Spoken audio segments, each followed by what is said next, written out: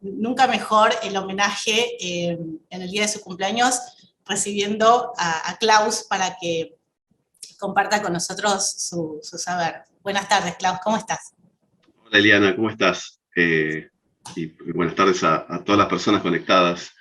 Eh, Antes que nada, muy agradecido por esta invitación a la Fundación Hume y sobre todo porque se trata de un ciclo de homenaje, como dijiste recién, a mi padre. Sí, es muy increíble que me hayas invitado justo, sin saberlo, a la fecha que hubiera cumplido años, ¿no? Hubiera cumplido hoy, a ver si era del 40, si era del 34, hoy cumplía 87, si no me equivoco. 87 años, ¿no? Eh, ¿Y qué te puedo decir? De mi padre, no, obviamente su legado en mi formación, en mi carrera, o sea, a lo que decidí dedicarme, que es la historia, es enorme, tuvo mucho que ver. Eh, Así que eso es muy obvio, me parece muy evidente, y no da tampoco para que entre demasiado en detalle con eso, ¿no? Pero respecto a lo que nos toca, ¿no? Que es un poco el tema de pensamiento político, historia de las ideas del siglo XVIII, XIX, ¿no? Eh, y en torno a la figura de Hume, justamente, me parece que lo que me gustaría destacar es que, bueno, la impronta que tuvo, que no solo conmigo, sino supongo con sus alumnas y alumnos, básicamente fue esencialmente una fuerte insistencia en la importancia de la tolerancia y la libertad, ¿no? Para escucharse unos a otros, eh, que creo que es un ingrediente fundamental del pensamiento liberal, ¿no? El tema de la tolerancia es clave, ¿no? En la historia del pensamiento liberal, y yo creo que en ese sentido él fue eh, muy consustanciado con esa idea, ¿no? Con ese principio, y creo que es desafortunado como hoy en día, sobre todo en nuestra sociedad, ¿no? Y en nuestra cultura política parece haberse perdido bastante ese elemento clave y uno diría básico, ¿no? Respeto mutuo y la tolerancia, o como diría Tocqueville, el ejercicio del antagonismo de ideas, ¿no? De escucharse unos a otros, y por más que hayan posturas diferentes, ¿no? Ideológicas, políticas, lo que sea. Entonces, yo más lo que rescato de él, una de las cosas que rescato de él fundamentalmente es esta, ¿no? Es esta cuestión de cómo me parece que muy exitosamente logró inculcar esos principios, ¿no? A aquellos que lo escuchamos, ¿no? Y bueno, ya Sí, entro. muchos de los que lo recordaron, lo recordaban como más a gusto discutiendo con aquellos que no estaban de acuerdo que con los que estaban muy de Sí, acuerdo con sí, él. sí, tal cual, tal cual. Sí, no, no quiere decir que siempre, lo voy a desmistificar un poco. O sea, yo tuve varias discusiones con él, a veces las discusiones, no sé si subidas de tono, pero a cada tanto sí teníamos nuestros cruces político-ideológicos, por más que, digamos, yo compartía mucho de su pensamiento, pero eh, lo que quiero decir es que, como decís vos, sí, o como decían mis antecesores en este ciclo, sí, le gustaba mucho debatir, y era muy tolerante y muy respetuoso, pero también le gustaba ser enérgico con su postura, y siempre trataba de convencer lo más posible al otro, ya sea un contrincante o en, qué sé yo, una instancia de debate académico. O sea, no es que, digamos, no era rígido, pero era muy firme respecto a lo que él, a sus argumentos, a su postura, ¿no? Entonces, tampoco es que era una seda, que, ¿no? pero, pero sí, es lo que se me viene a la cabeza para decir No es fácil, la verdad, pero bueno, como recuerdo y en este contexto que estamos, ¿no? Es lo que más me viene a la cabeza poder compartir acá, ¿no? A modo de recuerdo. Muchas gracias, Klaus. Sí, yo siempre, y lo quiero decir también delante tuyo, nosotros desde la Fundación HUMA agradecemos muchísimo su generosidad intelectual y también su apoyo, ¿no? Una persona muy grande en ese sentido que no siempre se encuentra en los ámbitos académicos y en las fundaciones, nada, para que vos también escuches nuestro agradecimiento en ese sentido, porque parte de que surgiera la fundación tuvo que ver con el apoyo y Sí, de alguna manera su generosidad en sí. ese sentido. Sí, en ese sentido sí, para lo último que agrego, ¿no? Era muy generoso y muy amplio, o sea, le gustaba participar de distintos grupos, distintos eventos, era muy abierto no era alguien que andaba huyendo, escapándose o escondiéndose, ¿no? Le divertía mucho el contacto con la gente para poder impartir enseñanzas o ser parte de un debate, ¿no? Sí, sin duda. Y sé que acá colaboró mucho. Así que bueno, si te parece, arranco con mi Sí, perfecto, bárbaro. presentación y tengo que decir que más allá de esta cordialidad y lindas palabras, estoy eligiendo hablar de un personaje que eh, confrontó bastante con Hume, ¿no? Y toda la tradición llamada escocesa, de la escuela escocesa a la que pertenecía Hume, de la cual Bentham fue casi contemporáneo, porque nace en el año 48, en 1748, eh, y Hume, no me acuerdo, Hume es un poco anterior, creo, y Adam Smith también, pero ahí nomás, es contemporáneo de ellos. Pero ahora voy a ir explicando un poco por qué él se coloca en una postura antagónica respecto a fundamentaciones teóricas sobre todo, ¿no? No tanto en lo ideológico, aunque ahí también hay algunas discrepancias, ¿no? Pero es difícil encasillar a Bentham ideológicamente. Yo creo que la mayoría de la gente lo cataloga de liberal, creo, ¿no? Lo cual hasta cierto punto es correcto, pero si uno analiza un poco el contexto de la época en que se movió, tanto intelectual como político, por ahí es un poco demasiado general y no. Me parece que lo que voy a intentar hacer es referirme lo más concreto posible a sus diversas posturas, o sí, cómo se le puede catalogar, ¿no? Eh, Él es considerado el padre del utilitarismo, ¿no? Eso ya es una primera indicación, me parece bastante fuerte respecto al encasillamiento de su postura filosófica, ¿no? Eh, es como casi se podría decir el padre fundador de esa corriente, que después tuvo una trayectoria muy resonante, ¿no? La tradición utilitarista, hay una escuela utilitarista, se transformó, ¿no? Un poco como San Simón en Francia con el socialismo, ¿no? Inaugura una escuela de pensamiento, Bentham en Inglaterra, y que después se va desarrollando con sus discípulos, seguidores, y va a ir tomando distintas formas, ¿no? Ahora, en su época, digamos, el utilitarismo, y él se encargaba de difundir y pregonar el principio fundamental del utilitarismo, que era proveer las leyes que brinden la mayor felicidad, el mayor grado de felicidad a la mayor cantidad de gente. Entonces, de movida vemos que es un postulado netamente democrático, el que él formula, digamos, ¿no? Como principio fundamental de esta corriente de pensamiento, ¿no? Y uno pensaría, bueno, en nuestra tradición, en nuestras tradiciones políticas actuales, en Occidente por lo menos, es como una premisa bastante elemental, ¿no? Las leyes se hacen para beneficiar a la mayor cantidad.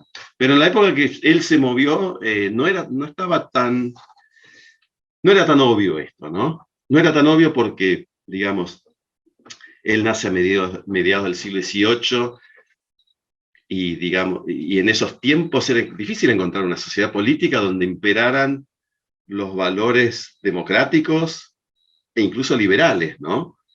Es época de regímenes absolutistas, donde la libertad y los derechos básicos están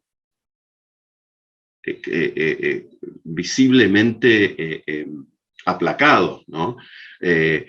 Lo que ocurre es que él nace en momentos en que se está produciendo este fenómeno del llamado iluminismo. Algunos refieren a este periodo como la era de las luces, el racionalismo, ¿no? Él cuando nace ya se está generando desde hace unas décadas todo este clima de debate intelectual muy, muy, muy profundo, ¿no?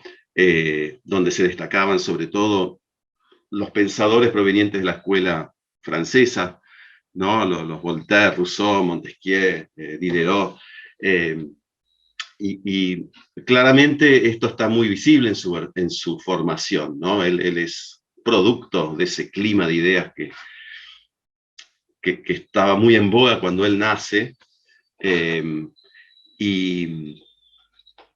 y rápidamente, digamos, es de esos casos, ¿no? de medio geniecito, ¿no? A los 12 años ya estaba ingresando en la Universidad de Oxford, 12 años, ¿no?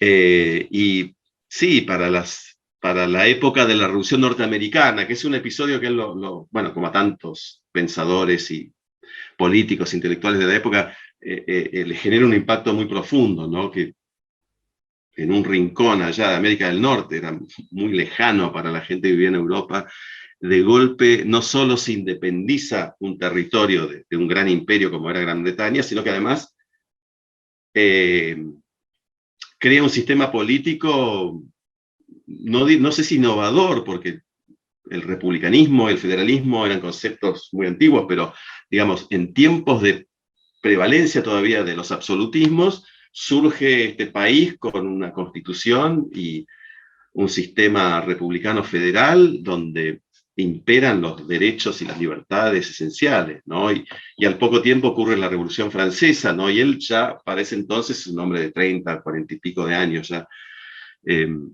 con cierta fama ya, ¿no? Porque su gran obsesión fue la jurisprudencia, ¿no? Es un hombre de leyes, formado en las leyes, nunca ejerció como abogado, pero su principal objetivo como autor intelectual, digamos, es poder elaborar un nuevo código constitucional, ¿no? Un nuevo código civil, perdón, para Gran Bretaña. Esto era una movida enorme, porque Gran Bretaña se estaba rigiendo por las leyes del common law famoso desde hacía mucho tiempo, y él, digamos, empieza a hacerse un nombre por sus críticas, por sus críticas a diversos elementos de ese sistema de leyes, ¿no?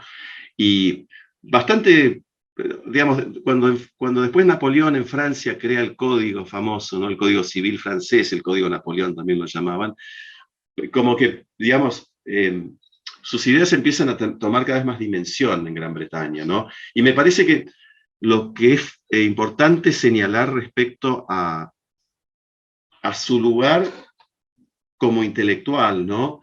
Dentro del contexto político inglés es complicado.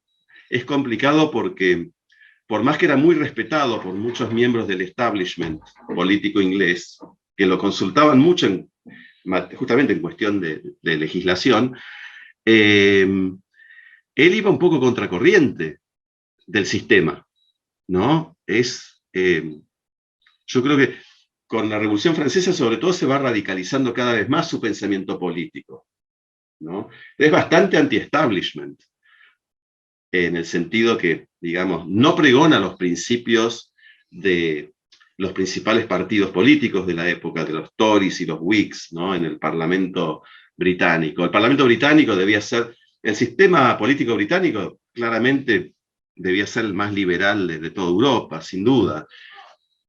Pero para nuestros parámetros, digamos, no deja de ser un sistema cuasi oligárquico, ¿no? En el sentido que eran pocos los que tenían derecho al voto y muchísimos menos los que tenían derecho a la participación política directa, ¿no?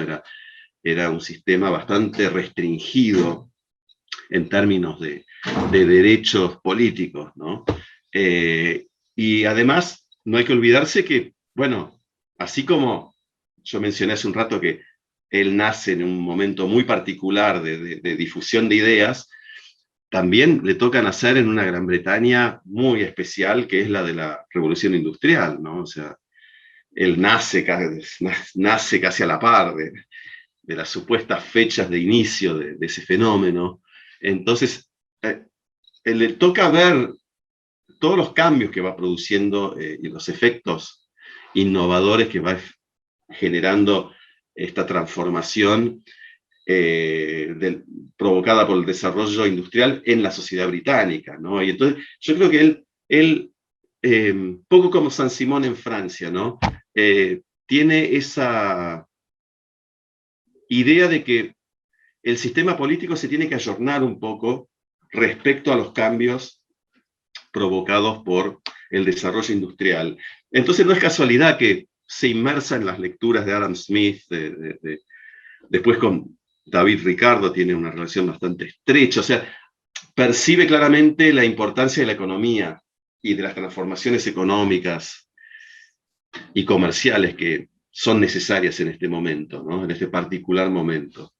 Él es muy conocido y voy yendo como cronológicamente, entonces voy mencionando una cuestión a la que queda muy ligado, que es un famoso proyecto que él elabora, un proyecto arquitectónico que tiene que ver con un modelo de cárcel, ¿no? Y digo cronológicamente porque esto es un proyecto que él presenta al gobierno inglés en la década de 1790, ¿no?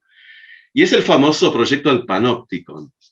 Digo famoso porque mucha gente liga Bentham más que nada con este asunto, ¿no? Y ha quedado para muchos, lo primero que se les viene a la cabeza cuando se habla de Bentham es el Panopticon. Ah, el que creó el modelo de... Hay una razón para eso, y es de las últimas décadas, ¿no? Desde el momento que Michel Foucault se vuelve un filósofo tan enorme en la filosofía moderna, digamos, ¿no?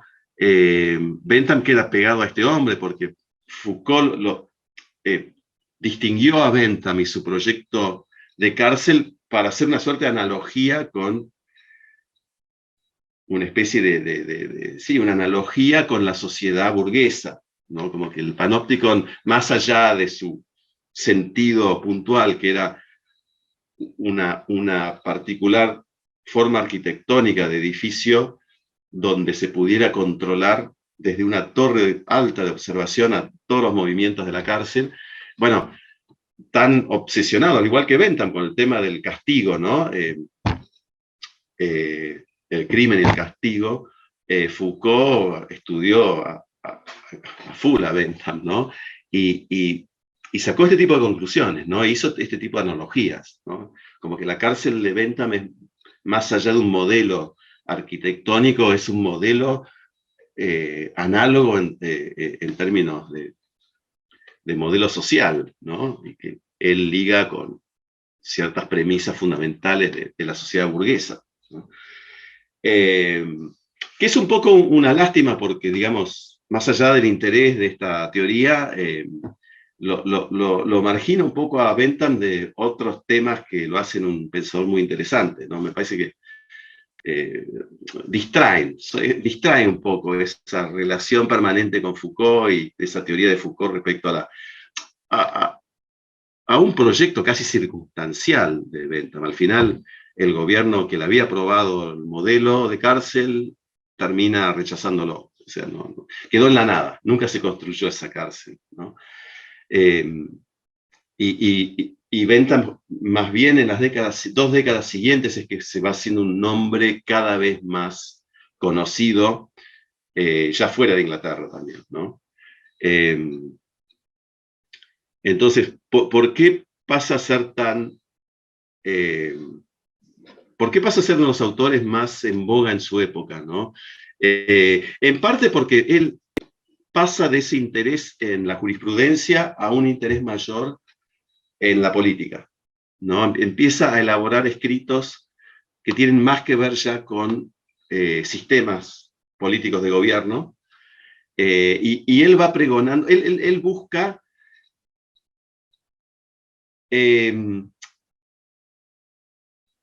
pregonar los modelos políticos que le parecen más concordantes con la teoría utilitaria, justamente, ¿no? ¿Cuáles son aquellos modelos políticos que más se circunscriben en los principios fundamentales de la teoría utilitarista, ¿no? Entonces ahí es donde claramente emerge todos estos criterios democráticos. Él favorece la idea de una república, ¿no?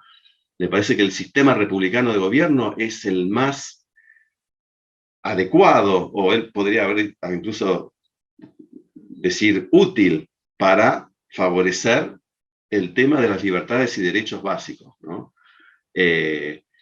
Sistema republicano parlamentario, ¿no? O sea, le atribuyeron una importancia enorme al cuerpo legislativo, ¿no? Al cuerpo intermedio entre el soberano, o el gobernante, y el pueblo, y empieza a elaborar también escritos sobre el tema de la legislación, sobre cuáles son los modos más eficaces de llevar a cabo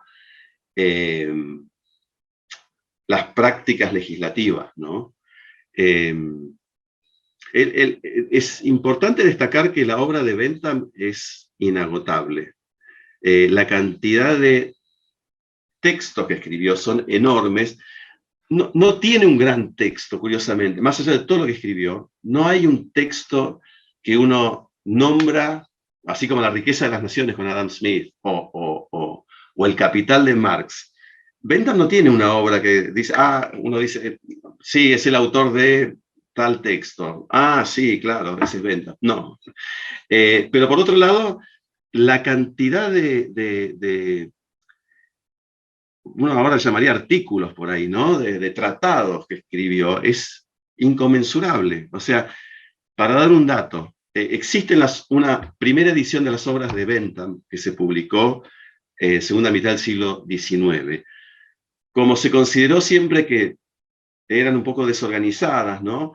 Se encaró una nueva edición de las obras completas de Bentham en 1968, puntualmente en un colegio universitario que había fundado Bentham, el University College de Londres. Ahí se formó un grupo llamado el Bentham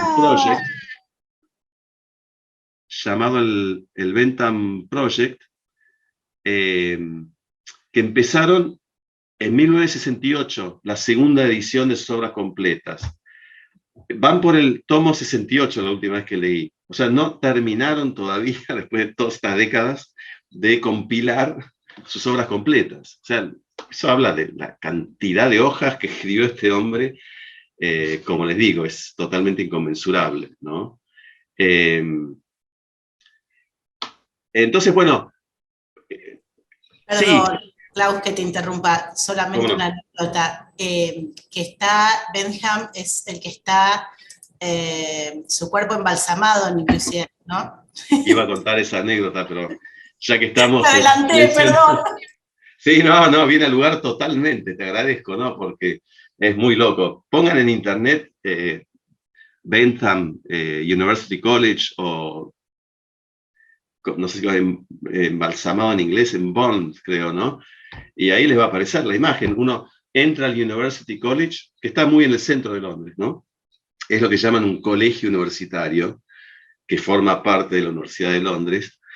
Y no siempre, pero es muy usual que se exhiba a este cuerpo embalsamado. Bentham pidió ser embalsamado, pues el hombre era muy ególatra, ¿no? Tenía un ego muy grande y pidió antes de morir que se lo embalsame y se lo muestre al público que entraba al colegio universitario que él fundó, ¿no? Y ahí está, en una especie de silla de ruedas con un sombrerito y una sonrisa. es medio macabro, ¿no? Pero bueno, sí, es una anécdota interesante, ¿no? Y ligado a este tema, es importante destacar que Bentham fue uno de los que contribuyó a la idea de que la universidad tenía que ser un espacio de educación más amplio, no tan restringido, no tan exclusivo para las familias, sobre todo de la aristocracia inglesa, sino que tenía que ser más inclusivo, más al alcance de los sectores medios, digamos, ¿no? Que son los sectores que están creciendo con el desarrollo industrial sobre todo, ¿no? Entonces él fue uno de los fundadores en los años 1820, ¿no? De esta escuela universitaria y se lo liga mucho con este comienzo de la ampliación de la oferta universitaria en Inglaterra, ¿no? Que antes era muy restringida. Eh, eh, ¿Por qué dije al principio que más bien era un antagonista de Hume y de la escuela llamada escuela escocesa, ¿no? Esto está muy ligado a los criterios de utilidad que él maneja, ¿no? A la esencia del pensamiento utilitarista, porque, digamos, él descree totalmente de la idea de derechos naturales. Y la idea de derechos naturales estaba muy presente en la obra de los escoceses y de Locke, de John Locke, de muchos autores franceses también, ¿no? El llamado justnaturalismo, o sea que uno nace ya con libertades, ¿no? Que la cuestión es ver cuál es la forma más adecuada para que esas libertades puedan ser plenamente aprovechadas, ¿no? Entonces ahí es donde aparece en la teoría política la función del gobierno y el Estado, ¿no? Pero Bentham descree esto, o sea, él tiene una famosa frase que dice algo así como derechos naturales, me suena una contradicción en términos, ¿no? ¿Y por qué? Y además le parece algo totalmente, ¿cómo decirlo? Superfluo, hasta medio frívolo, le parece hablar en esos términos, porque tiene como una postura de ¿qué importa? O sea, ¿cómo nace el hombre?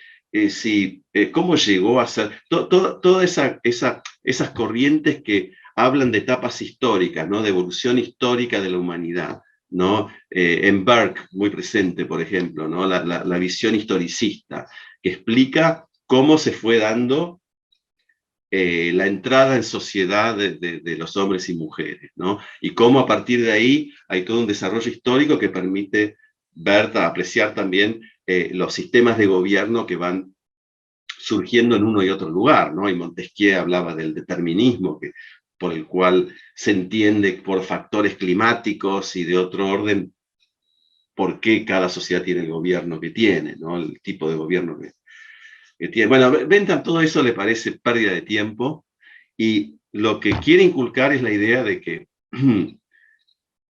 los sistemas políticos siempre tienen que tender a proveer el mayor grado de libertad y los derechos más profundos posibles, ¿no? Y que no hay por qué estar deteniéndose en la historia y la tradición de un determinado pueblo o región para ver cuándo conviene aplicar un sistema de esas características, ¿no? Burke criticaba la Revolución Francesa porque decía que habían intentado casi de un día para el otro aplicar todos los principios del iluminismo, ¿no?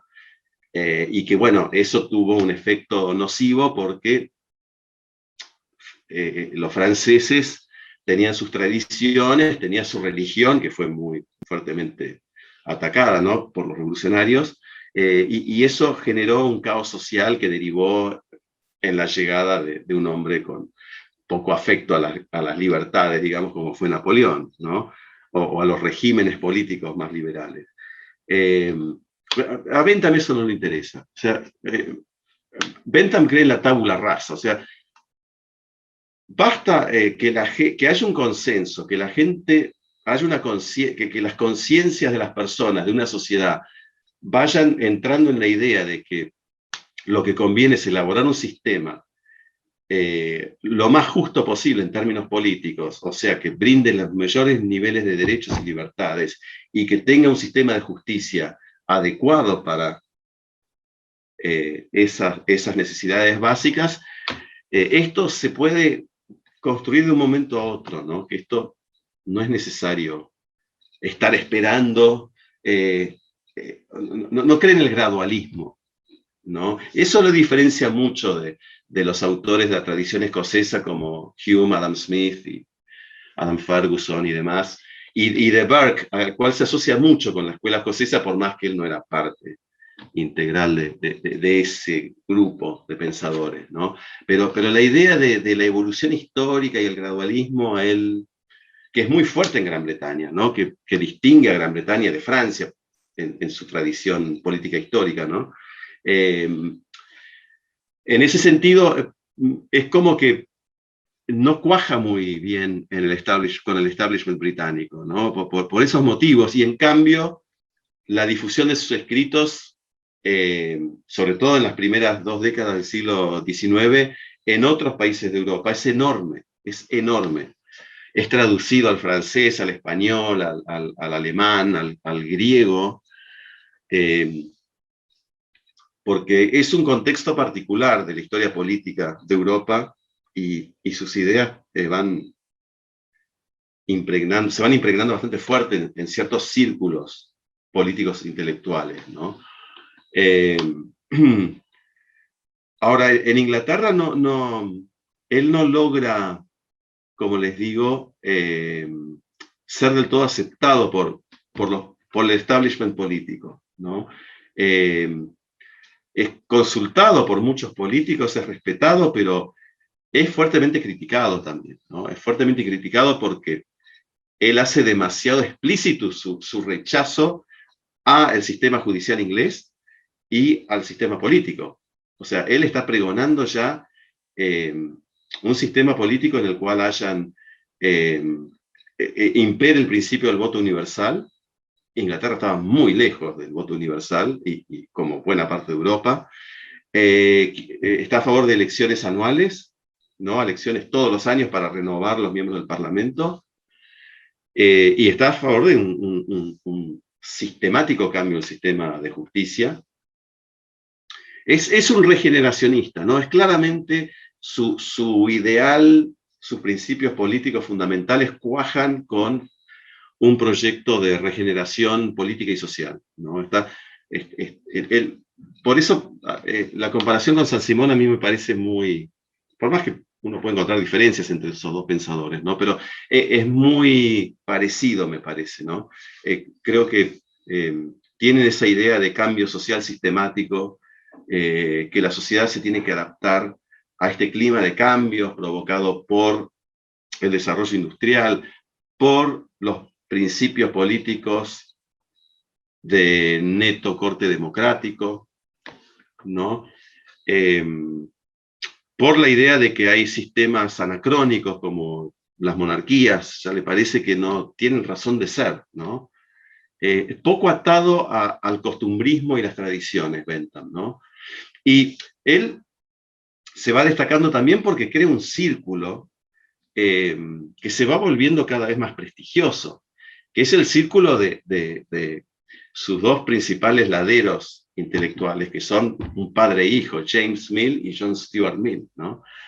Que van a quedar muy identificados tanto con el utilitarismo como con el liberalismo y con el llamado radicalismo filosófico, ¿no? Sobre todo Stuart Mill.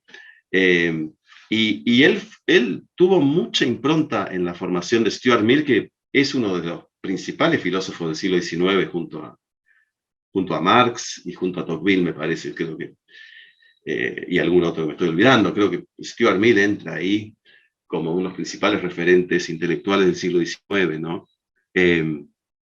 Y voy a contar, ahora voy a ir pasando de a poco a la dimensión argentina de Bentham, ¿no?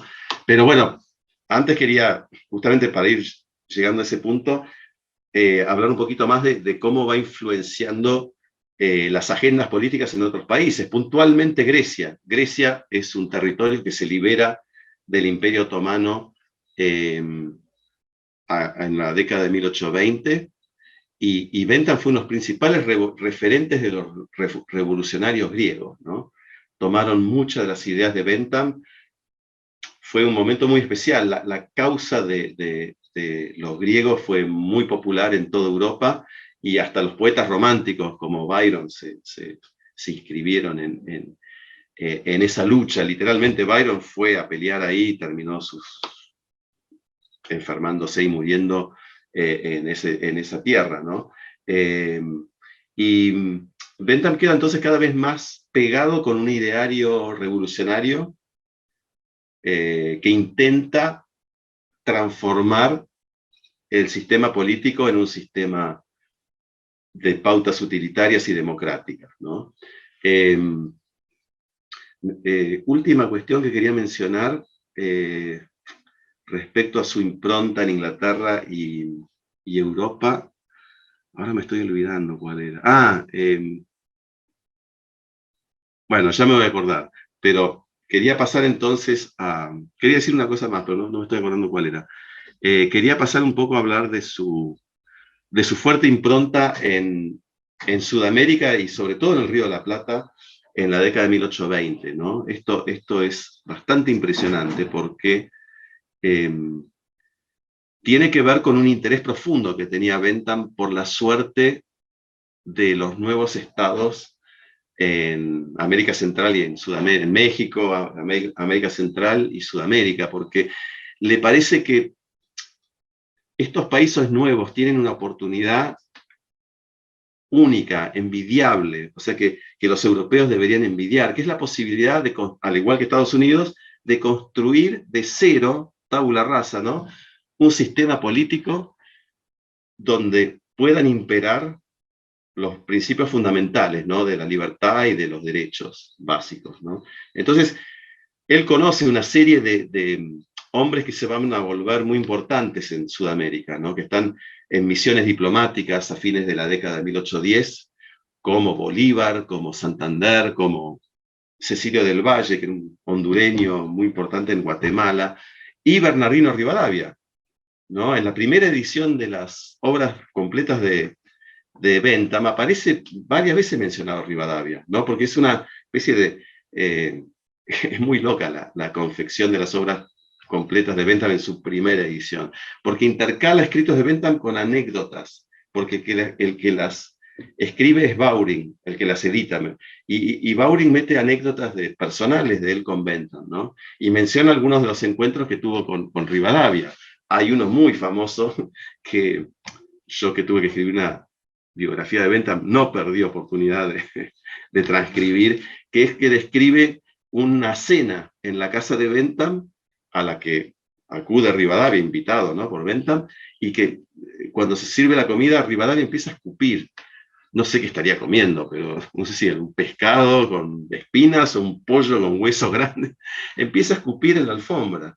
Y el Bowring la describe como una actitud típica de los sudamericanos, ¿no? Se ve que, bueno, es que existían las escupideras, ¿no? Por ahí Rivadavia, a falta de semejante objeto, procedió a escupir directamente en la alfombra, ¿no? Pero bueno, una anécdota muy pintoresca, pero que distrae un poco de la magnitud de la influencia de Bentham en Rivadavia, ¿no? Yo sé que estuvo Marcela Ternavasio en una charla previa y ella no está muy de acuerdo conmigo, ¿no? Ella cree en la influencia, o sea, que tuvo alguna influencia, pero yo le adjudico más influencia de la que ella está dispuesta a reconocer, ¿no? Puntualmente en las reformas de Rivadavia, ¿no? Sí, perdón. Sí, nos adelantó la controversia respecto de la influencia. Ah, mirá. Sí. En un momento justo se habló algo de Rivadavia y nos dijo algo al respecto, sabiendo que ibas a dar esta charla. Se fue cubriendo, ok. Sí, no, quiero aclarar igual que tengo una buenísima relación con Marcela y soy un gran admirador de sus trabajos, ¿no? Y me he nutrido, mucho de lo que ella ha escrito me ha servido muchísimo para justamente la biografía de Rivadavia, por ejemplo, ¿no? Pero bueno, puntualmente esas reformas tienen que ver con varias áreas, ¿no? Cuando Rivadavia vuelve a Buenos Aires y Martín Rodríguez, el gobernador de Buenos Aires, lo nombra ministro de gobierno, acuérdense que Argentina se había desunido después de la anarquía del año 20 y las provincias empezaron a adquirir su propia autonomía. No eran todavía una confederación como en tiempos de Rosas, pero eran algo parecido. Y la mayor transformación se da en el gobierno de Buenos Aires por la cantidad de reformas que se aplican, y algunas de esas reformas parecen íntimamente ligadas con ideas que pregonaba Bentham, ¿no? Bentham era un reformista, claramente, un hombre muy a favor de la imposición de reformas para, como decía antes, ¿no?, transformar a las sociedades en sociedades política y socialmente más justas, ¿no? Rivadavia, que había coqueteado con un proyecto monárquico, ¿no?, había sido enviado puntualmente con Belgrano para encontrar un príncipe, ¿no?, una misión casi utópica, ¿no? Yo creo, por lo que yo investigué, que el encuentro con Bentham lo vuelve a una postura más republicana, o sea, empieza a darse cuenta por dónde se puede llegar a encauzar el rumbo republicano que había adoptado el Río de la Plata a partir de mayo de 1810, y esto me parece que lo ve a través de los principios que pregona Bentham, ¿no?, a través del utilitarismo. Entonces, lo que es impactante de las reformas de Rivadavia es cómo están, de algún modo, circunscritas en esa idea de la tabula rasa. Ok, vamos de una a promover estas reformas sin importarnos mucho la historia y la tradición y las costumbres, porque justamente esta es una nación joven que precisamente quiere, una de las cosas que quiere, o sea, que Rivadavia se da cuenta que es imperioso, es que se desligue cuanto antes de ese legado de tradición colonial española, ¿no? Y eso implica no solo un cambio político, sino también un cambio cultural. Rivadavia, lo interesante de las reformas es que tiene un trasfondo regeneracionista muy amplio, ¿no? Y está muy ligado a esta idea de romper con lo español en todo sentido, ¿no? Porque España no es el país al que hay que estar mirando, ¿no?, como ejemplo de modernidad y evolución económica, política y cultural, ¿no? Está muy arraigado a prácticas y costumbres de tiempos oscuros, digamos, ¿no? Entonces se ve una transformación en el ámbito cultural muy fuerte, con el tipo de obras teatrales que se representan, con la abolición de las corridas de toros, ¿no? Y en el sistema político, la abolición del cabildo es una decisión de Rivadavia y su gobierno, y la creación de una sala de representantes, ¿no?, con un nuevo edificio totalmente modelado en un texto de Bentham llamado Tácticas Políticas, donde él hablaba de cómo debía funcionar un sistema legislativo, y habla hasta de la estructura arquitectónica del edificio, ¿no? Se modela bastante en el Congreso francés, construido en épocas de la Revolución, ¿no? Si ustedes van a la Manzana de las Luces, está todavía el esqueleto de ese primer Congreso, Sala de Representantes de Buenos Aires. Y Rivadavia, yendo otra vez a lo anecdótico, ¿no?, una vez que se construye en bastante poco tiempo, y por obra de un arquitecto francés que la había traído de Europa, le escribe a Bentham y le cuenta que no solo la estructura arquitectónica, sino también el reglamento de la sala está totalmente basado en sus tácticas políticas, ¿no? ¿Y qué hace Bentham cuando recibe este texto? Como un año después, porque hasta que lo recibió, se lo manda a los griegos y le dice: este es un proyecto, esto no es una mera teoría mía, sino es un proyecto de sistema legislativo que ya está funcionando en Buenos Aires, y su ideólogo es Rivadavia. Le habla a los griegos de Rivadavia, ¿no? Bentham, nada menos. No, esto creo que habla un poco de la magnitud de esa relación. Y después las reformas que por ahí ustedes oyeron hablar y que son hasta el día de hoy medio controvertida, ¿no? La reforma eclesiástica, ¿no? Que Rivadavia impone para achicar las funciones y el poder de la Iglesia en la sociedad porteña. Está claramente, es claramente producto de la impronta utilitarista, ¿no?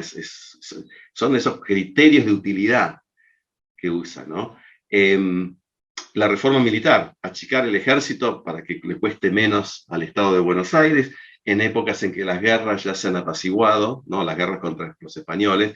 Y otra cuestión, que es lo que yo me estaba olvidando de comentar antes de pasar a esta relación de Bentham con Sudamérica, ¿no? El tema de la opinión pública es clave en el pensamiento de Bentham. La opinión pública para él es fundamental, ¿no? Porque la opinión de la gente que compone una sociedad es como un tribunal, lo que él llama el tribunal de la opinión pública, es fundamental para cualquier sociedad. Entonces, ¿cómo se fomenta eso? A través de la publicación de medios de transmisión, de noticias, de información, y algo que se destaca en el periodo llamado periodo rivadaviano es la cantidad de diarios que se editaron en Buenos Aires en la década de 1820, ¿no? Hay un historiador llamado Jorge Myers que ha escrito unos textos brillantes sobre el periodo rivadaviano, la generación del 37 y el periodo del rosismo, que ha escrito mucho sobre esa cuestión, ¿no? de el impacto que generan las reformas, sobre todo en ese plano, el de la ampliación o los intentos de ampliación de la opinión pública, ¿no? O sea, la necesidad de informar todo lo que está pasando, desde lo político hasta lo cultural. Uno se encuentra en los diarios de Buenos Aires de la década de 1820 ya con crónicas o lo que uno podría llamar crítica teatral, ¿no? No solo el raconto de qué se representó, qué obra se representó, quiénes fueron los actores y actrices, sino una reseña crítica de esa obra. ¿Qué tal estuvo representada? ¿Qué tal la puesta en escena? ¿No? La crítica teatral había aparecido hace no mucho tiempo en Europa incluso. Entonces, ese tipo de cuestión, ¿no? y de comentario político, ¿no? Diarios como el Argos, el Centinela, La Abeja Argentina, que es un órgano de difusión literario, que son bastante impresionantes para la época y para un lugar tan marginal y lejos de todo, como si ahora estamos lejos de todo, en esa época estábamos más lejos de todo, ¿no? Una población que no llegaba a 60.000 habitantes, ¿no? Pero bueno, para ir terminando, ¿no? Y no ir cansándolos, la historia del legado de Bentham en el Río de la Plata, sin embargo, termina bastante rápido, en parte porque las ideas utilitaristas empiezan a perder gravitación en buena parte del mundo occidental, ¿no? Y eso es como consecuencia de un clash cultural, ¿no?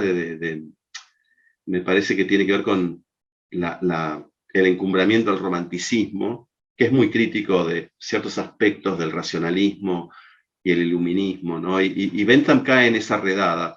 Byron, que les mencioné, lo despreciaba profundamente a Bentham. Se despreciaban mutuamente, ¿no? Porque Bentham sostenía que la poesía, ¿qué grado de utilidad tenía para la sociedad?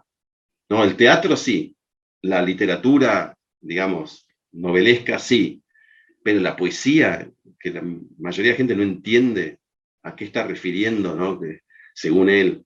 Y Byron también lo despreciaba, ¿no? ¿Qué es eso tan rígido del utilitarismo, ¿no? Basar todo en función de la utilidad. ¿Quién establece lo que es útil, lo que es más útil, lo que es menos útil para la gente, ¿no?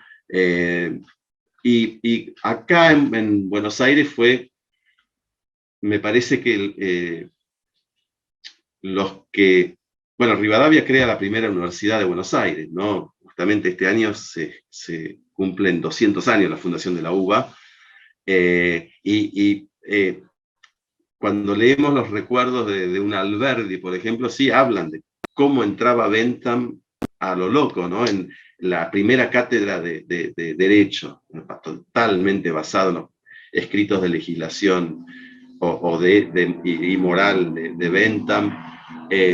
en la cátedra de Economía Política también, es un texto de James Mill llamado Economía Política, que yo tuve que escribir para un libro que se está compilando sobre las primeras cátedras de la Universidad de Buenos Aires. Me tocó la de Economía Política, y releyendo las memorias de Stuart Mill, descubro yo creo que mucha gente ya por ahí sabía esto, pero yo no lo había visto.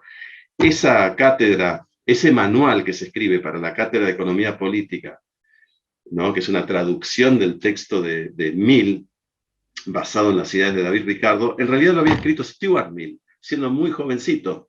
En sus memorias cuenta, mi papá me dio todo lo...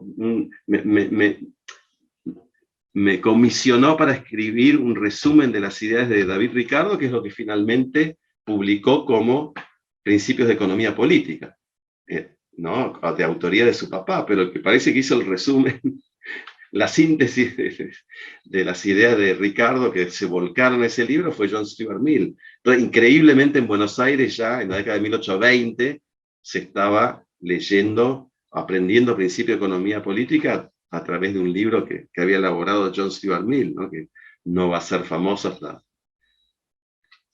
unas décadas, una década, un par de décadas después, ¿no? Y entonces me parece que son en parte los miembros de la generación del 37 los que van a ir cuestionando el utilitarismo, porque están fuertemente cargados de la impronta del romanticismo hacia grandes rasgos, ¿no? Echeverría, el mismo Alberdi,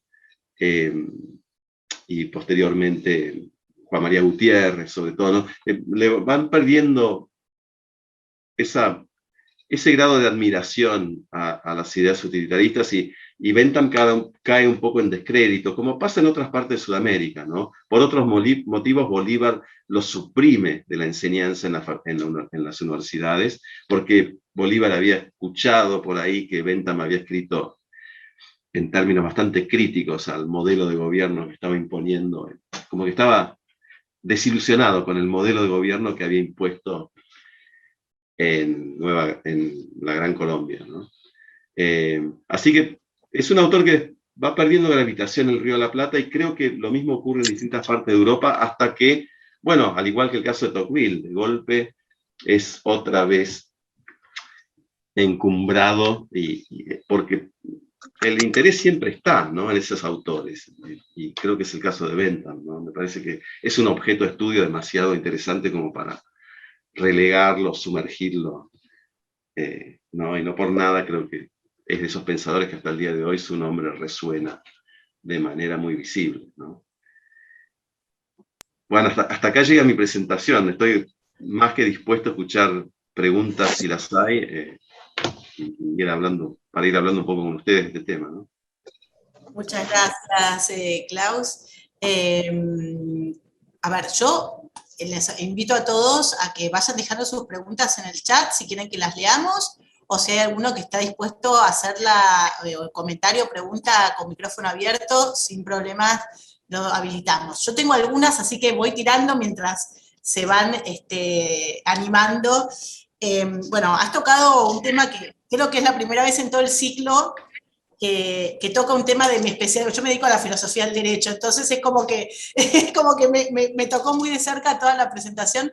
Pero bueno, básicamente son dos preguntas distintas, pero están relacionadas con lo mismo, que es Bentham junto con John Austin, que es otro inglés más del siglo XIX, son como considerados los padres del positivismo jurídico, sobre todo en el mundo anglosajón, ¿no? Pero bueno, en general, positivismo que por lo menos nuestra enseñanza del derecho en el siglo XX no tocó tanto como el positivismo de Kelsen después del siglo XX, pero si uno quisiera hacer algún tipo de analogía con esto, es interesante ver cómo todo lo que vos nombraste, el código, o sea, el impacto del Código de Napoleón de 1804, su concepción de la legislación, etcétera, hasta el día de hoy, por lo menos en la Universidad de Buenos Aires, que en la Universidad de Buenos Aires cabe aclarar que están representadas, digamos, casi todas las escuelas, pero todavía sigue teniendo, digamos, una fuerte influencia la mirada positivista del derecho, ¿no? Y tenemos esta cosa de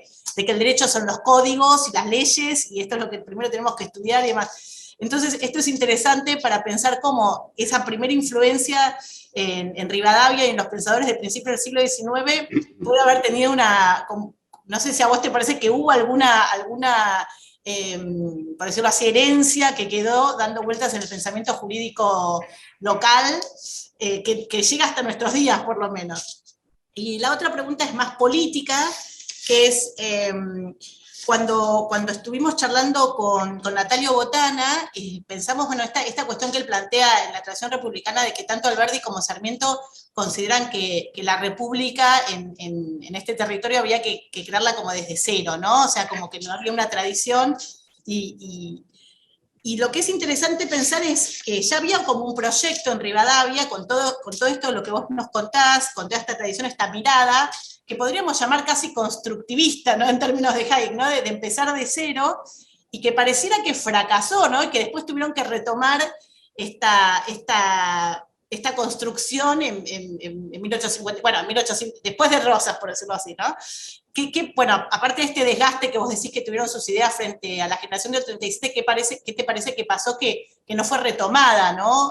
O si lo fue, ¿cómo lo fue, no? Sí, bueno, te agradezco las preguntas y aprovecho para agradecer una serie de comentarios muy generosos respecto a mi charla que estoy viendo por el chat.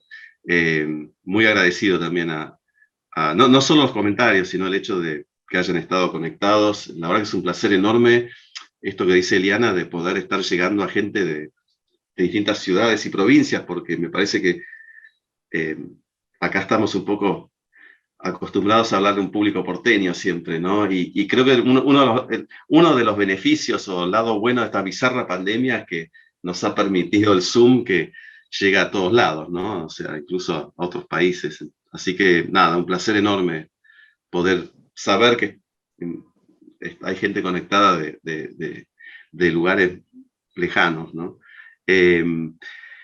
A ver, empiezo por la segunda pregunta. Que vos me decís que Botana hablaba como que no había una tradición, que la construcción política se fue, perdón, la tradición política se fue construyendo como desde los primeros momentos de la independencia, ¿no? De algún modo. Sí, yo comparto y me parece interesante tu observación o pregunta implícita, ¿no? Que llevaba implícita esa observación de qué pasó con ese modelo que impuso el grupo rivadaviano, como se lo llama, en Buenos Aires, ¿no? Porque sabemos que al muy poco tiempo, el Río de la Plata, bueno, Argentina ya se llamaba, se restableció la unión y se eligió presidente de esa restablecida unión a Rivadavia, es el primer presidente argentino, ¿no? Y ahí vemos que lo que se pensaba como un periodo de 4 años de presidencia no llegó a durar 2 años, no llegó a la mitad, porque fracasó, y fracasó rotundamente. En parte por cuestiones exógenas, o sea, por un conflicto económico terrible, una crisis económica terrible, surgida de un conflicto bélico, que es la guerra con el Brasil, ¿no? Eso, o sea, generó un vaciamiento de las arcas del Estado en muy poco tiempo, el ciclo, ¿no?, de la recesión y la inflación, que empieza desgraciadamente nuestra tradición política económica desde ese momento, ¿no?, tremenda, y otra vez, ¿no?, un desmembramiento de la Unión, ¿no?, y una vuelta a esta situación de provincias autónomas que después se plasma con la creación de la Confederación en tiempos de Rosas, ¿no? Entonces, la pregunta es ¿por qué? ¿Por qué no pudo llevar a nivel nacional, diríamos, ese proyecto reformista que funcionó bastante bien en Buenos Aires? Y digo que funcionó bien porque hasta los contemporáneos lo rotularon ese periodo como la feliz experiencia, ¿no? Hay ciertos historiadores que dicen no hay que usar más el término feliz experiencia porque no fue tan feliz. Bueno, yo lo sigo usando porque es el término que usaban los contemporáneos de la época, ¿no? e incluso algunos rivales y opositores del gobierno de Rivadavia en Buenos Aires. Pero es ciertamente después, cuando se quiso, no se pudo ni siquiera intentar trasladar ese modelo cuando Rivadavia fue presidente, porque la guerra con el Brasil distrajo a ese gobierno de manera muy, muy visible, ¿no? Y creo que el legado de ese gobierno, de esa experiencia de gobierno de Buenos Aires, lo retoma curiosamente Rosas, ¿no? Y esto aparece mucho en los análisis que hacen Marcela Ternavasio y Jorge Myers, ¿no? Una suerte de continuidad que mucha gente no puede entender cómo alguien puede establecer eso, ¿no? O sea, una continuidad entre el modelo de gobierno de Rivadavia y el modelo de gobierno de Rosas. Bueno, sí, Rosas rescató ciertos elementos de ese gobierno, como por ejemplo, por empezar, el hecho de que convenía gobernar a una provincia, no convenía restablecer la unión a través de una constitución escrita. Rosas se daba cuenta que si Rivadavia fracasó fue en parte porque esa empresa era muy complicada en esos tiempos, ¿no? Argentina es un país enorme, es muy grande, es difícil de gobernar bajo los principios del federalismo hoy en día, imagínense en esos tiempos. Rivadavia creo que jamás en su vida había pisado una provincia que no fuera la de Buenos Aires. Había ido a varios países de Europa, pero no conocía el territorio que estaba gobernando.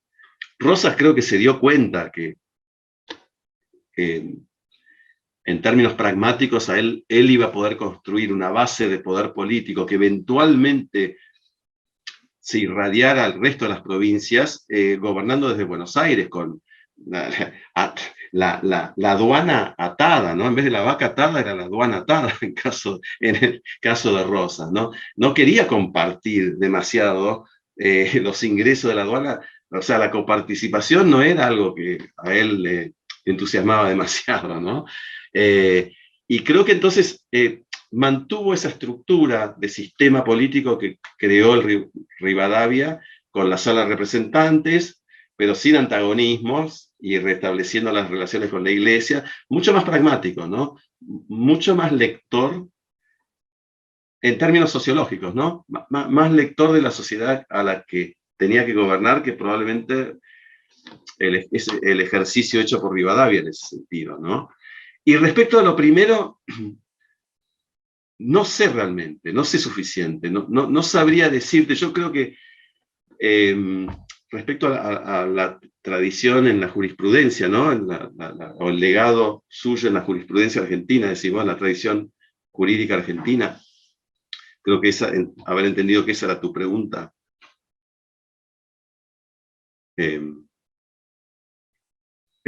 Yo no estoy seguro, me parece que, por lo poco que sé del tema, ¿no? Me parece que los responsables de establecer las pautas fundamentales del sistema judicial en la Argentina son los que vienen después de Rosas, ¿no? Es justamente la generación del 37 a través de Alberdi, fundamentalmente, ¿no? Es una obviedad lo que estoy diciendo, pero creo que es interesante porque Alberdi en sus escritos, sobre todo en las bases, ¿no? Cuando habla del periodo rivadaviano y de Bentham, habla en términos bastante críticos, ¿no?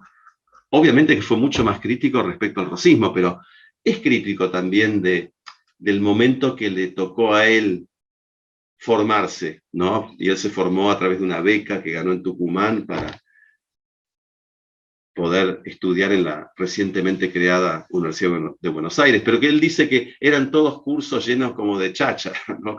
Mucha teoría, mucha, sí, estudio de corrientes filosóficas, pero pocas cátedras dedicado a la ingeniería civil, por ejemplo, y lo realmente útil para construir una sociedad moderna, ¿no? No de brindar elementos para la formación de ingenieros, arquitectos, científicos que pudieran eventualmente, con sus conocimientos, contribuir a la modernización de Buenos Aires y las otras ciudades de Argentina, ¿no? Entonces, sí, Yo creo que están como introducidas las bases de la tradición jurídica argentina, pero no, pero en términos muy conceptuales, en términos muy teóricos, no en términos más prácticos, podríamos decir. No sé si termino de contestar tu pregunta Sí, ahí. no, sí, sí. Hay, bueno, una cosa que comparto con todos los participantes es que hay un profesor contemporáneo de filosofía del derecho que justo estuvimos charlando con Klaus en estos días, que es Martín Farrell. Martín Farrell es profesor emérito en la Universidad de Buenos Aires, bueno, titular toda su vida de filosofía del derecho y no solo es utilitarista, sino uno de los grandes expertos en Bentham y creo que uno de los pocos que, no sé si leyó toda su obra, pero casi, o por lo menos ese era el objetivo, por eso cuando vos decías lo de la extensa de la obra de Bentham, yo decía, pero bueno, es un representante del pensamiento utilitarista dentro del pensamiento de la filosofía del derecho argentino, que no es común, digamos, no es algo habitual. Claro. Pero sí es interesante que incluso digamos, post-Alberdi, etcétera, en la forma en que encaramos el estudio del derecho, inclusive fuera de la filosofía del derecho, la forma en que se enseña derecho en la Argentina es a través de la legislación, o sea, ¿no? Tenemos como esta fuerte impronta también de la tradición continental europea y el código y demás, pero digo, es interesante ver esto de la influencia de Bentham ya en 1820, Sí, cuando recién se sí. estaba como conformando digamos, el sistema.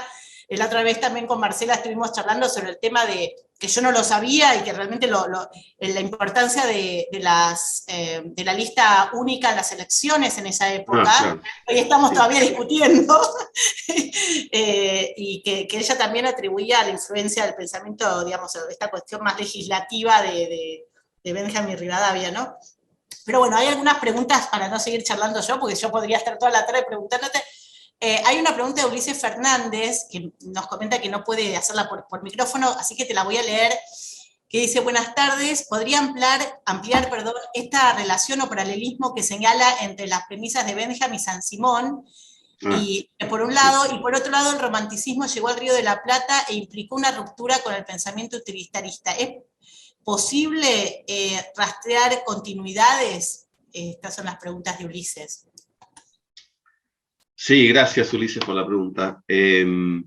Sí, la comparación con San Simón me parece que se hace bastante frecuentemente porque en cierta forma las premisas de San Simón son utilitarias también, ¿no? Él está pensando en función de una reforma del Estado a partir de la introducción de premisas netamente utilitarias como, por ejemplo, el reemplazo, ¿no? De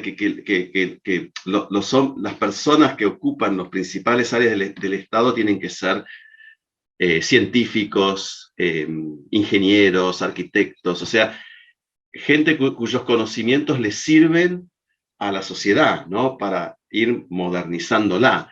Y muy consustanciado con el desarrollo industrial, ¿no? Él escribe un texto famoso llamado El Catecismo de los Industriales, ¿no? O sea, cree que hasta las religiones se tienen que acomodar a los principios que van a ir desarrollándose en estas sociedades industriales, ¿no? Entonces, hay un elemento ahí de utilidad, hay un elemento muy apreciable de pragmatismo que me parece que hacen comparables, y hay también, sí, en San Simón, principios políticos bastante amplios, al igual que en Bentham, ¿no? O sea, San Simón se lo liga mucho con el socialismo, ¿no? De hecho, que quedó rubricado a su teoría con el socialismo utópico, ese concepto bastante peyorativo que le pusieron Marx y Engels, ¿no? Al socialismo previo a la idea de la lucha de clases, ¿no? Que solamente las sociedades pueden transformarse en unas sociedades justas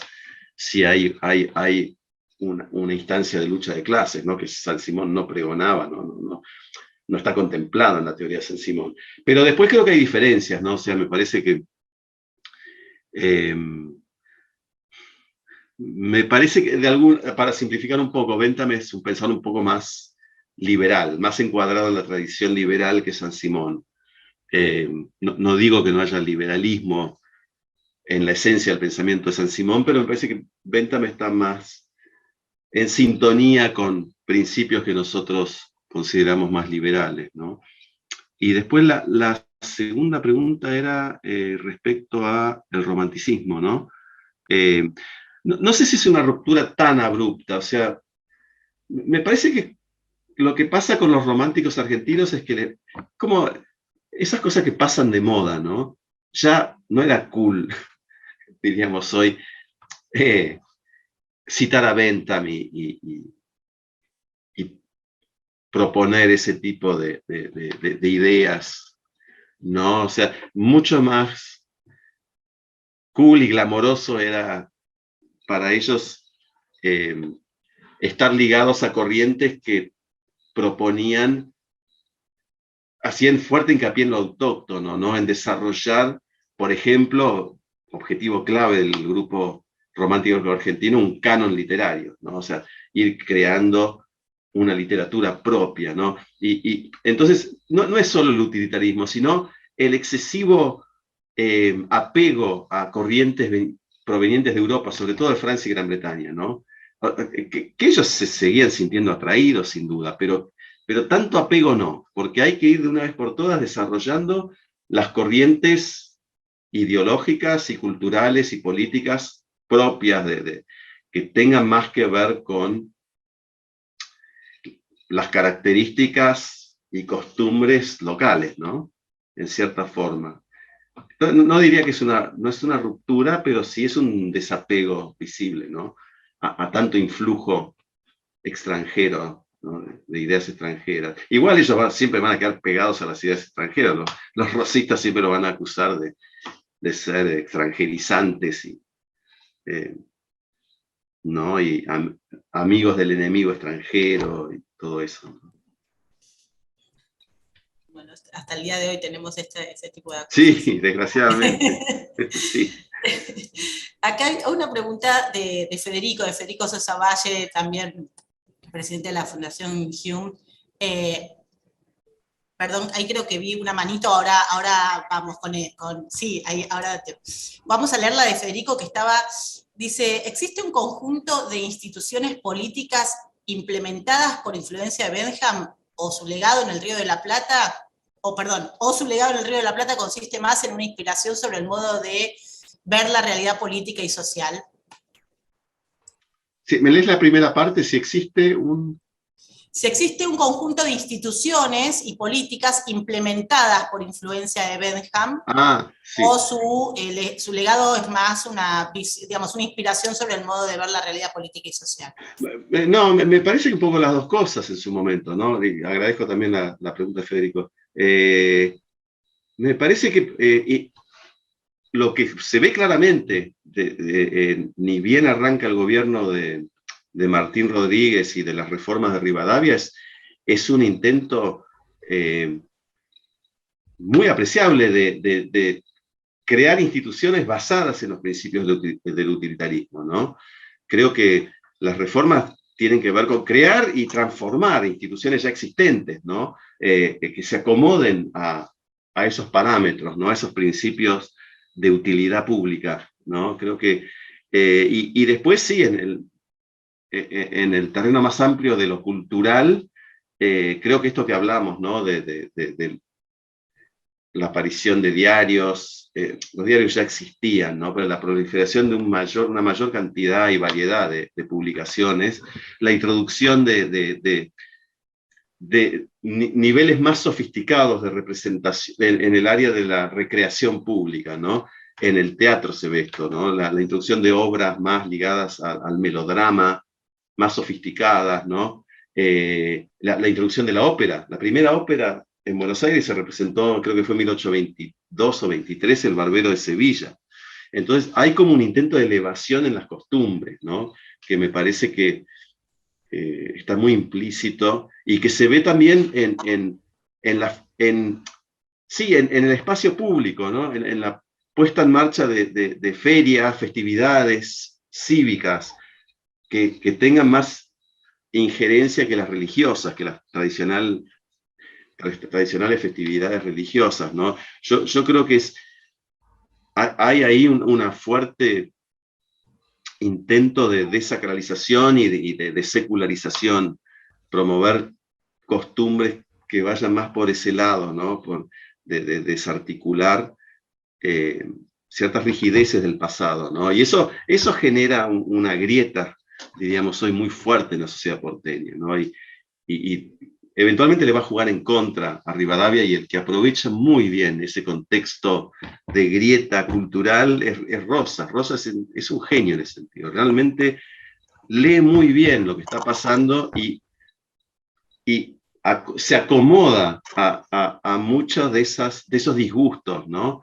De algunas personas provenientes por ahí de sectores sociales de menor grado de formación, ¿no? Que se sienten un poco desplazados por esta movida elitista, si se quiere, ¿no? Parece un término un poco injusto pero porque los rivadavianos trataban de irradiar estas costumbres a la mayor cantidad de gente posible, ¿no? Eso se ve en las festividades, ¿no?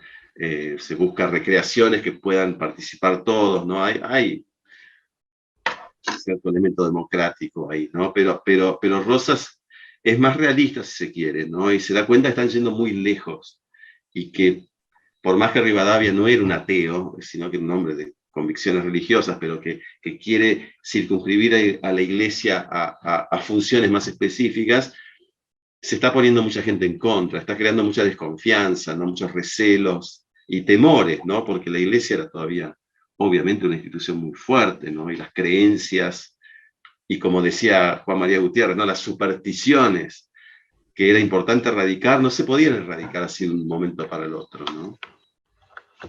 Es un poco mi impresión, no sé si terminé de contestar esa pregunta también, pero da para mucho, sin duda.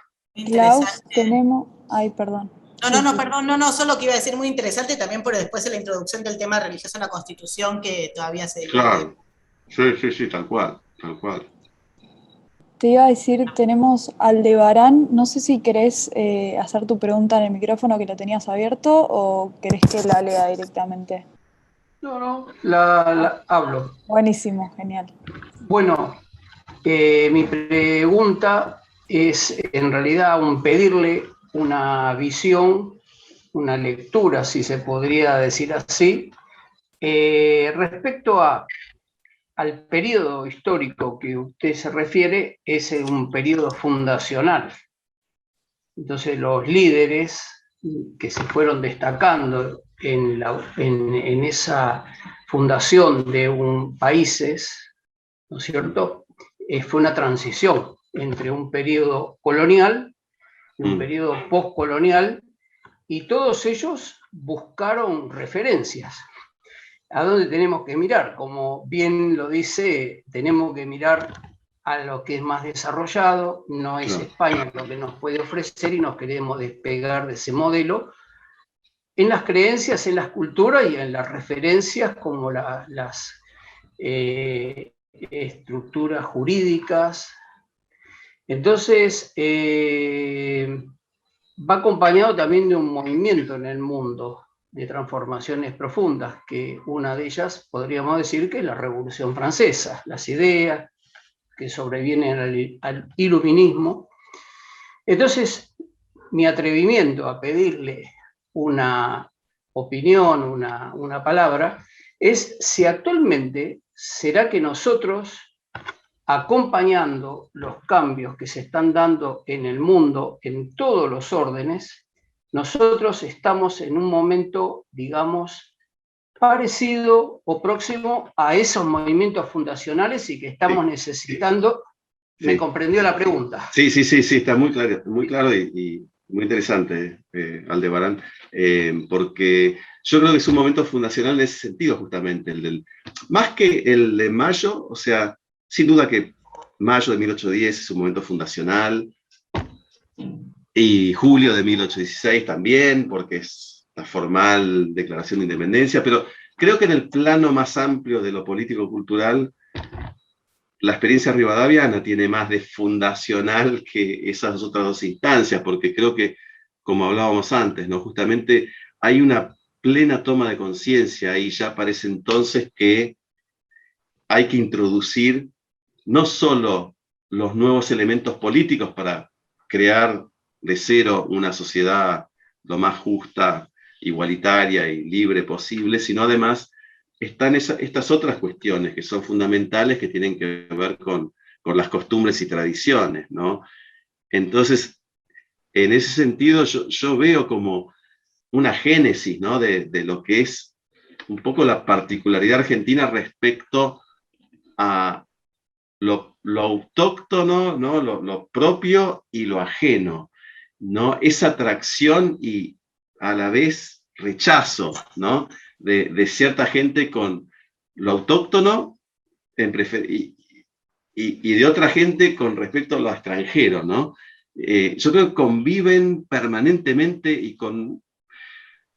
a mí me parece de manera más profunda que en otras sociedades de Latinoamérica, ¿no? Yo creo que en pocos lugares como Argentina se dan esos cruces tan fuertes, ¿no? En el plano cultural, sobre todo, me parece, ¿no? Se ve el nivel de atracción que hay con distintas corrientes literarias, artísticas, musicales, sin duda, provenientes del extranjero, y a la vez la existencia o sea, mamamos muchísimo de distintos países de Europa, sobre todo, ¿no? Hasta el día de hoy.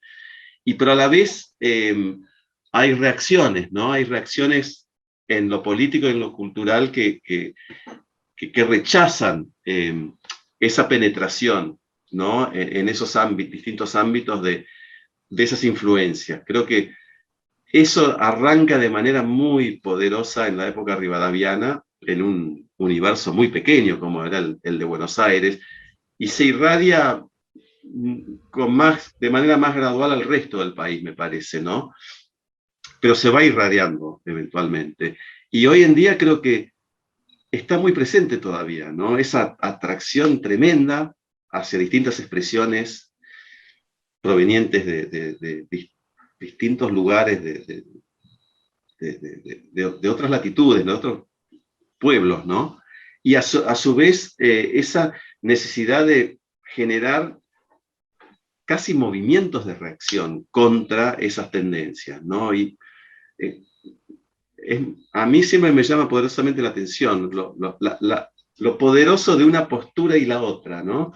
Y cómo parece que no podemos congeniar mucho, ¿no? O lo que hablaba al principio de todo, ¿no? Esa a veces falta de tolerancia por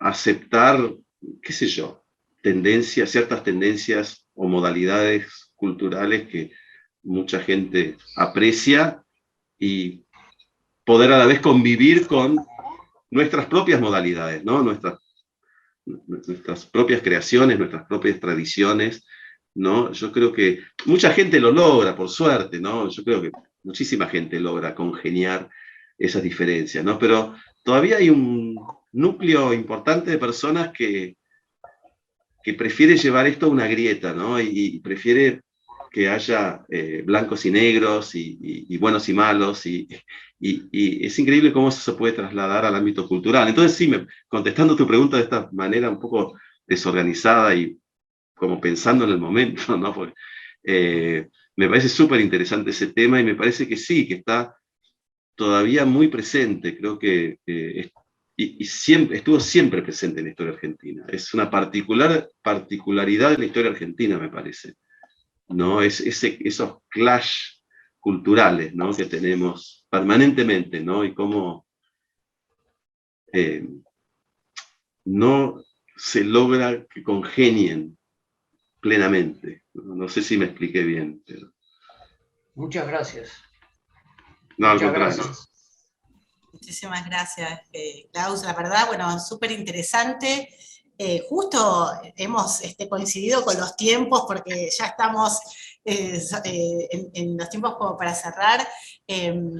La única comentario así, que justo me engancha con la reunión que viene, siempre tenemos la esperanza, como en el libro de Gershunov y Roy, de que está la moneda en el aire, con lo cual todavía no está todo definido. Tenemos todavía la esperanza de que caiga bien y de que siga dando vueltas en el aire, por lo menos. Pero bueno, en este sentido, mil gracias, Klaus, realmente súper interesante. Te invito a leer los comentarios del chat, que ha habido muchos más después de que lo leíste, para no leértelos todos yo, pero te están felicitando, dicen excelente la charla, muy interesante, ameno. Realmente, bueno, están todos agradeciendo y felicitando. Bueno, te agradezco muchísimo, realmente, súper interesante. Y bueno, en la fecha del cumpleaños de Ezequiel, realmente ha sido un placer tenerte, realmente. Bueno, gracias a todos los participantes.